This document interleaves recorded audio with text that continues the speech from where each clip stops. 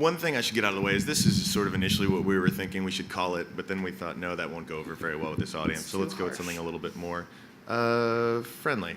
How do you say? So we'll go something like this. As Christina pointed out, I co-founded a website called Reddit with a good buddy of mine, Steve Huffman. Reddit has been called a lot of things, but let me just start by explaining what it is.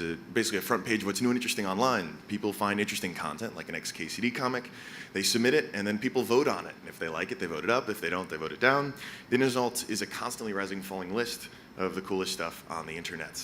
It's sort of referred to as one element of social media. It's also sometimes called other things. But most importantly, it is what is new and interesting online. That's sort of always been the goal of it. And I'm really proud to say that though Steve and I left Reddit about a year ago, a little over a year ago, it is now pretty solidly the largest social news website on the internet. You may have heard about some competitors. Fortunately for the team that is still there at Reddit, they have just been kicking ass and taking names. All they had to do is cut the fat and get Steve and me out of there, and they've really taken off. So Reddit's a special place though. It's kind of like, if 4chan is the spawning pool or this cesspool of the internet, Reddit is kind of where things crawl out and get that weird amphibious stage where they sort of make landfall. You guys have all seen this sort of, you got this picture, this image in your head. And it's when I finally see something like Sad Keanu in New York Magazine that I think, wow, this internet thing is popular, and apparently stuff that can start in the internet cesspool can climb out and eventually end up in New York Magazine. But Reddit's also a place that is not foreign or not immune to advertising. In fact, this was, this famous campaign that we're actually not going to spend any time talking about, was quite a hit actually on Reddit. And there are some things that I'm sure plenty of other people have talked about why it didn't suck. So let's go back to the interesting thing that you guys may not always get a chance to hear about. So there's the community. That's sort of what makes Reddit special. It's its biggest strength. A sort of Conan-like strength that is really unlike any other community-based website of its size. Oh, there we go. But the interesting thing that all of you all are thinking about, and the thing that we've sort of been thinking about with Breadpig, is that, in essence, marketing is to generate a demand that doesn't really necessarily exist, or maybe that people don't know exists, that they have to awaken inside of them. And this is one of the best examples of it. This industry, the idea of taking tap water, putting it in a bottle and shipping it somewhere, is now a multi-billion-dollar global industry. And that is in large part thanks to marketing. Hooray. And the fact that you can convince people that bottled water is a good alternative to the wonderful, wonderful water of, say, New York, is a really remarkable feat of marketing. And so we'd like to think that not only could it be used for stuff like shipping bottled tap water, but also for other stuff. And that's really the cool, really exciting, real challenge that Breadpig tries to tackle. We want to trade people's money into a feel-good, which is a slightly harder challenge because you're not really getting anything out of it other than that warm and fuzzy feeling. Breadpig, the pig with bread wings, was sort of created in order to create and sell geeky things. So think of like Newman's Own, but for nerds. If you're familiar with XKCD, we published their book, XKCD Volume 0, now available in MeatSpace, hopefully, and they should be shipping somewhere soon. Magnetic poetry for lolcats. These are the kind of products you would find on ThinkGeek, along with like Awesome Sauce. It's the sort of thing that we create and sell, but then give away all the profits. And that the alternative, this alternative model was created in part just because we were looking for a domain name for Reddit. We wanted a website where people could read stuff, and so we thought read ought to be part of the domain name. And so we searched for a bunch of expired domain names, and it turned out that Breadpig was one of them that came up because, of course, read is in the word Breadpig. Steve and I thought this was absurd, but sort of wonderful, and he came up with this idea of why not make it a pig with bread wings. And it's come a long way since then. And shockingly, in just a couple years, we've been able to give away over $160,000 in profits. And Christina and I are really, really curious about this internet because, like most of you, we spend way too much time on it. But there are fascinating communities on there and fascinating things that even we don't understand yet. But Christina, thanks to co-founding ROFLCon, has had quite an interesting perspective on the whole thing. All right. I think I have a remote. Let's test if this works. Oh, technology. Okay, technology does not work. Okay, Should we swap? yeah. Sorry, technical difficulties. We're not really into the whole thing. We're not good at this. All right. Okay, so that's Alexis's origin story.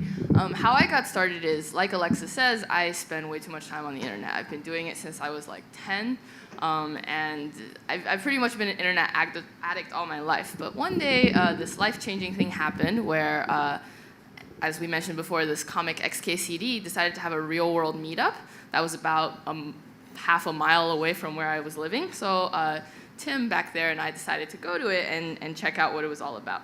So they turned the city of Cambridge's park into the Randall Munro sweet-ass park, not its normal name.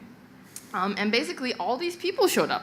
And they were really weird, but they were the weird that I recognized, right? It was like different communities from the internet had come to this real life place and we're all interacting together, and they did things like put up signs, they had costumes, they Nerf gun fought each other, and it was just like the internet but in real life. And so Tim and I thought, wow, this is really hilarious. What if we did this, took this to a sort of a bigger level and try to get not just the people who love things on the internet, but also the people who make things on the internet. Mostly we just wanted to meet who Goatsy was, but the idea expanded after that. Don't look that up if you don't know what it is. The idea expanded. Oh. Good one. So the idea for ROFLCon came about, and pretty much our driving concept behind ROFLCon was we wanted to put the internet in a room and see what happened. This is not usually a good idea. But we started basically asking around to see if we started asking internet celebrities if they might want to come to an event at Harvard. It later was at MIT, but that's fine. And so we started soliciting, trying to find people like Leroy Jenkins and other people who we sort of knew were figures on the internet, but like didn't know were actual people, or didn't, and most of their fans don't know them as actual people. So we dug up a whole collection of them, and it started off sort of as an inside joke, and then before we knew it, we had sort of sold out tickets, and there were like 800, 700 people coming. So we were like, I guess we should put this conference together. So ROFLCon 1 went off surprisingly without a hitch. There were more than 700 attendees. We got over 70 internet celebrities to come and academics, and we had a dance party at the end, so everyone's happy with that. So here are some of the things that happened at ROFLCon. The Tron guy meeting up with Ben Ha from icanhascheeseburger.com and the Firefox. Leroy Jenkins, who we were trying to find, was our MC for the day, which was great. And we basically got a room full of people who were really, really into the internet, coming together, sort of recreating the things that they loved about the internet in real time, and talking and engaging with issues that were important to them.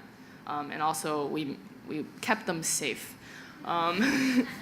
Here are some other things that happened. I want to draw your attention to both the back channel on the top right, which was rickrolled successfully by a bunch of people just working in unison to upvote the things into the right order, and the bottom right, which is Tim getting a lap dance from Leslie Hall.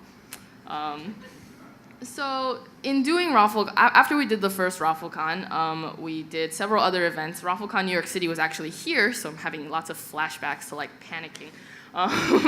But we've basically done a lot of events now and met, strangely enough, most of the internet. I've booked flight tickets for most of the internet now, so I know where their like originating airports are, which really humanizes them. But as a result of sort of all of this interaction with the internet, I feel like we've had some lessons learned that maybe will be important for you as you go along your quest to help do internet marketing or whatever it is that you guys do. So sort of number one is, when you say respect the internet, the most important thing is to sort of have a good concept of what the internet is.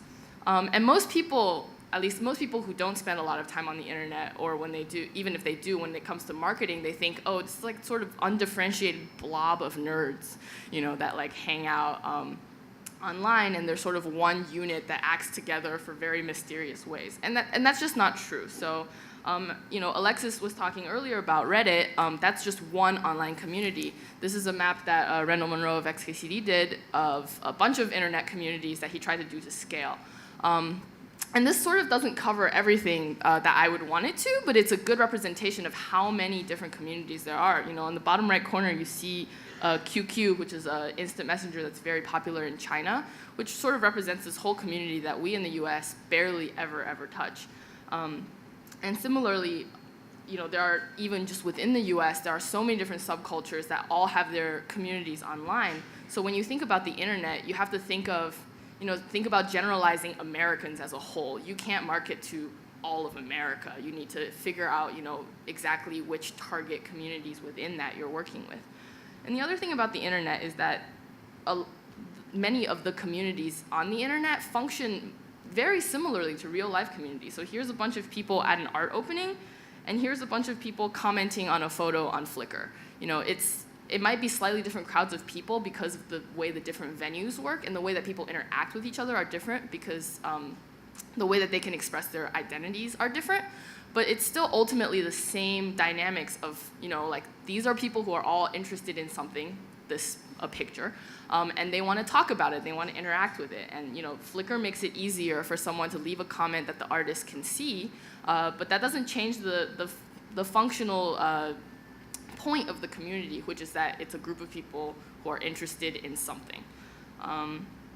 And, you know, a side note on that, like I said earlier, the internet is not just for white male nerds. That's very important to remember. And, you know, we've gotten that's something that we've learned the hard way, I guess, doing ROFLCon, because so many people have come up to us and said, why didn't you include this or the other thing? And it's true. You know, we think of the internet often as a place where, like, I grew up in the white male nerd internet, but, you know, here on the top left you have Macmende, who's a big internet meme in Nigeria. On the top right, this poster represents during the World Cup, Brazil sort of trolled the world by convincing people that these galvao birds were an endangered bird and that they should tweet Cala Boca Galvao to support them. And it turns out that that phrase actually means shut up Galvao, and Galvao is like this referee that they don't like. And you know, in the bottom right and the bottom left are two Chinese memes that you know, people here don't see, but there's billions of people there, you know, all using the internet. And the bottom middle is Soulja Boy, who, you know, most people don't think of him as an internet meme, but he totally is. His entire success, his music career, is based on the fact that he was able to get lots and lots of people on YouTube to do his dance. And the top middle is this website that our friend Jamie Wilkinson just told us about. It's called UBMom. It's like 4chan meets Mothers meets Twitter. It's really fascinating. It's a text-only board for moms. So as you can see, there's a great amount of diversity there, and you can't really discount any one of them when you're thinking about the internet. Second of all, I just want to, this sort of seems like a little obvious, but I want to impress that the internet is really hard work. People put a lot of work into making the internet as funny as it is. And whether that be, you know, here's a collection of these, I don't even know how to describe it. It's like somebody drew one of them, and then this became a whole stock like thing of characters. This is actually a screenshot taken from a page that has about 5 times this many. And each of these characters is like an archetype on the internet. So there's this whole series of comics or whatever. They're used as shorthand for entire emotions. And people just know that. Like, people can look at, and there are lots of people who will look at this and know exactly what each of them represent. That takes a lot of time, not only to generate, but to propagate and then to learn. And people are willing to do it.